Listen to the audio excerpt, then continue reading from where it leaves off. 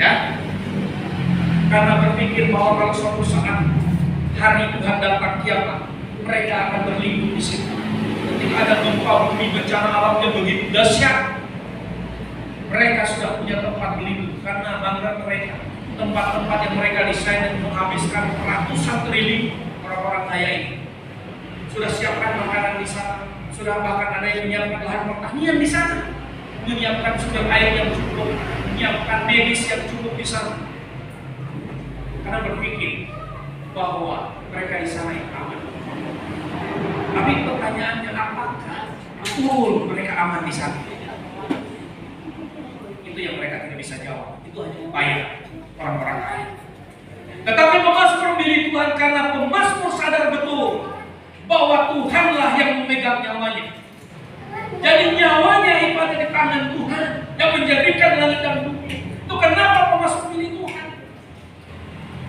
Karena dia memelihara nyawa. Saya yakin bahwa tidak ada orang yang mau menukar nyawanya dengan uang. Ya kan? Tempat kami tidur, karena kami harus tidur di dalam rumah. Maka kami sebelum memulai kerja, maka kami harus buat dulu semacam gubuk kecil begini ya.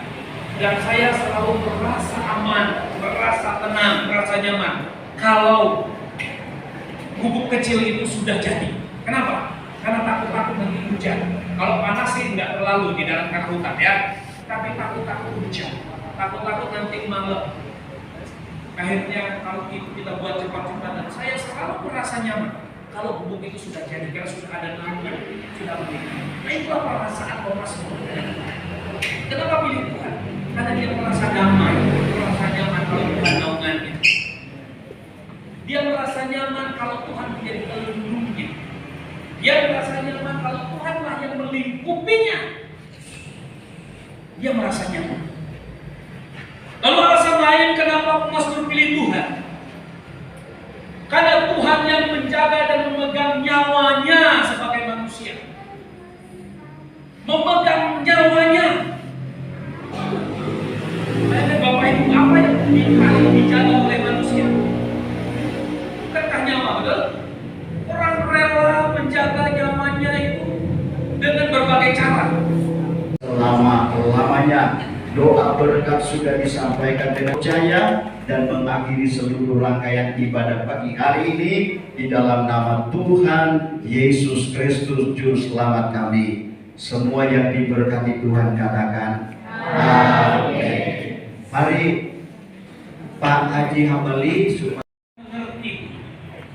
Banyak para analis mengatakan bahwa kehidupan ekonomi akan sulit. Banyak analis bumi mengatakan akan terjadi bencana-bencana besar. Entah apa lagi yang akan menjadi tantangan kami di depan.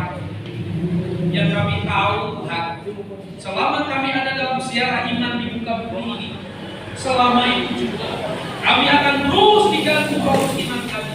Kami akan terus dihalangi itu fokus kepada Tuhan. Sehingga kami ketika diperhadapkan dengan tantangan persoalan pergumulan yang berat, kami terkadang sudah tidak mengerti kepada siapa kami harus meminta pertolongan. Maka pertanyaan pemazmur, dari manakah datang pertolongan? Itu juga pertanyaan kami sesungguhnya ya. Tapi hari ini kami diingatkan juga oleh pemazmur, oleh firman Tuhan. Keyakinan kami pertolongan kami ialah dari Tuhan yang menjadikan langit dan bumi. Pertolongan dari Yesus Kristus Tuhan yang mengatur masa dan tempat. Itulah yang menjadi kekuatan kami.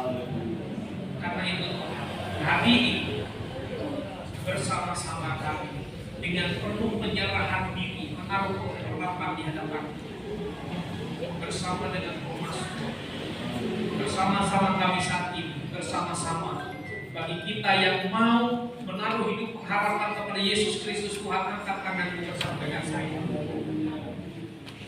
Yang mau menaruh komitmen khusus kepada Tuhan, bersama-sama angkat tangan.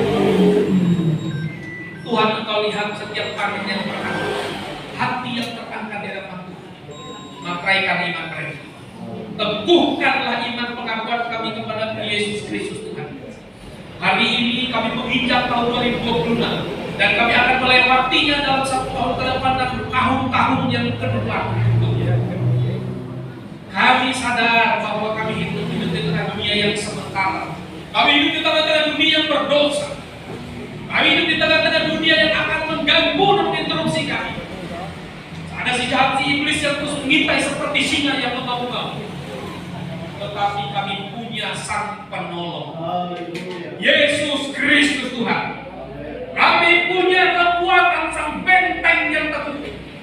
Dia adalah penyelamat kami yang mati di kayu salib pada hari yang kedua, yang akan datang kembali untuk menjemput kami umatnya yang kudus.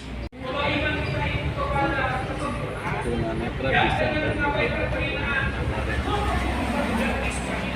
yang bisa diangkat dari yang sekarang setelah kami. Mari kita